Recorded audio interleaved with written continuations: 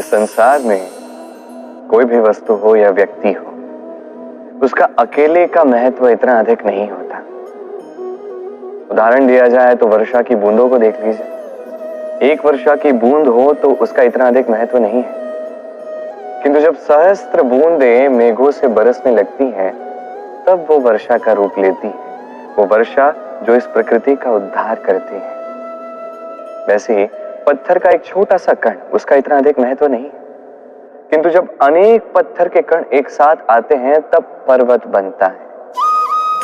वैसे ही कुछ मनुष्य जब साथ आते हैं तो बनता है एक परिवार, कुछ परिवार जब साथ आते हैं तो बनता है समाज, जब कई सारे समाज साथ आते हैं तो बनता है राज्य। अब इस राज्य का सबसे महत्वपूर्ण व्यक्ति एक राजा हो सकता है, किंतु फिर भी वो राजा अकेला कुछ नहीं कर सकता। युद्ध लड़ने के लिए उसे भी अपनी सेना की आवश्यकता पड़ती है। तब भी संसार में एक ऐसा व्यक्ति है जो अकेले ही सारे कार्य करता है, और वो व्यक्ति है मां। निश्चित रूप से पिता का योगदान हमारे जीवन में जो है वो अमूल्य है, किंतु हम सबके जीवन में जो योगदान मां का होता है वो अन्य किसी का भी नहीं। एक मां अकेले ही अपने संतान को परिपक्व और संस्कारी बनाती है, उसके लिए परिश्रम करती है,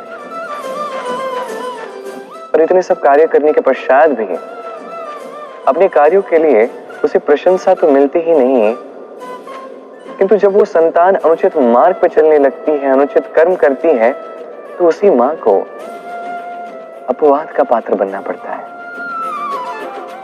हमारे जीवन में मां का योगदान क्या है ये समझिए।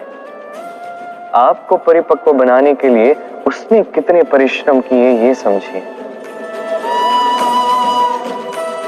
आज से, अभी से, इसी क्षण से मां का सम्मान करना सीखिए। जब भी समय हो, जब भी संभव हो, उसकी प्रशंसा कीजिए, उसे भी अच्छा लगेगा। और मां की इस ममता के लिए, उसके इस योगदान के लिए आओ साथ मिलकर सब नमन करते हैं और मेरे साथ प्रेम से कहते हैं राधे राधे।